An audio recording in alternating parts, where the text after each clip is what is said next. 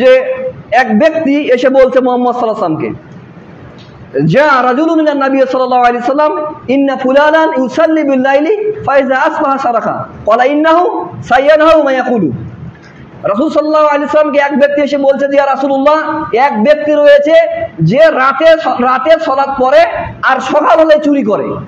তো রাসূল সাল্লাল্লাহু আলাইহি ওয়াসাল্লাম তাকে বললেন যে তার সালাত তাকে খুবই তাড়াতাড়ি এই মন্দ কাজ থেকে বিরত রাখবে।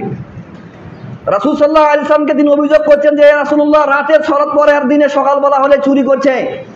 নবী করিম সাল্লাল্লাহু আলাইহি ওয়াসাল্লাম বললেন কি, যে তার সালাত তাকে মন্দ কাজ থেকে বিরত রাখবে। তো কাজেই সালাতটা আমাদের জীবনে কত বড় বিষয়, অনেক মস্ত বড় বিষয়। তো কাজে আপনি এটা খেয়াল রাখবেন, সালাতকে আপনার মাথায় এটা রাখবেনই হবে যে পৃথিবীর সকল যত কাজ রয়েছে আপনি প্রথমেই যে কাজটা করবেন সালাত। আপনার দিন শুরু হবে সালাতের মাধ্যমে।